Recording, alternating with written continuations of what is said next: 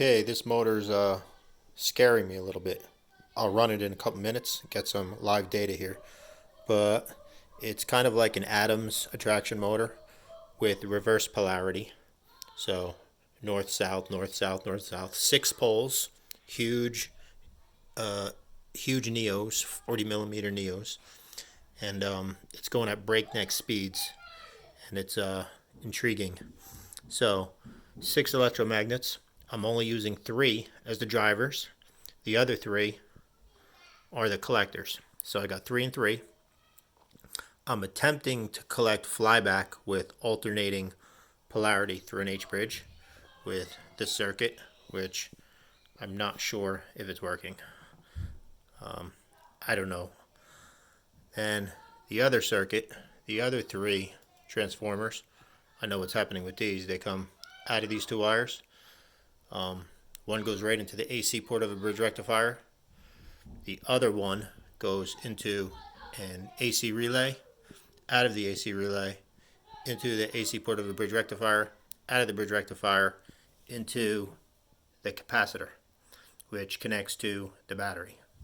So I could use a Hall sensor to trigger the relay, the solid state relay, to collect the big voltage spikes from collapsing the magnetic field 6 times per rotation. This thing goes pretty good RPM. I haven't measured yet, but we're about to do it. This is the RPM meter. Whatever that number is, we have to divide it by 3 because we have 3 same poles. 3 same polarities will be passing the sensor per revolution. So whatever that number is divided by 3, that's going to be the RPM. We have one small car battery there running the whole thing. The only outside power I have coming in is one USB cord powering the Arduino for the 5 volts to light up the Hall sensors and the trigger on the relay. Other than that, all the operation is coming from the same battery that we're pumping it back into. So everything's coming out of the battery, going through the motor, and pumping back into the battery. So let's light it up. First, we're gonna turn on the voltmeter to measure battery voltage. A little bit of phantom voltage, or something like that. Now, here we go.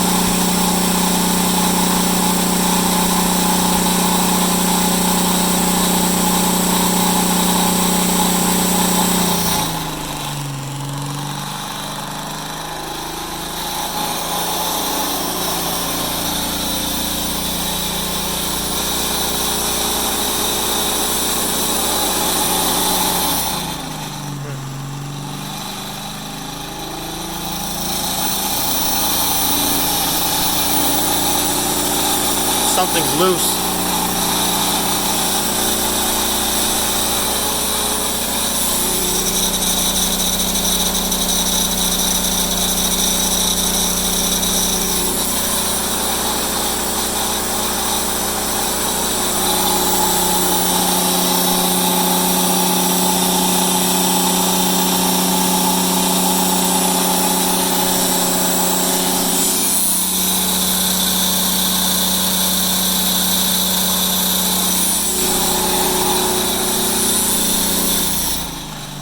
Okay, I just unplugged it before I ran it for about a half hour, and I haven't really seen the voltage go down much in these batteries. It bounces between 12.2 to 12.3, and it just stayed there for a half hour driving the sucker. So it looks like more RPMs than it actually is.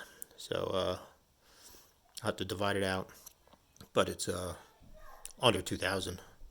So there it is. I think my next step would be to see what I could do about the flyback on the driver coils and try to get some more coils up there, some more collection, because there's plenty of power.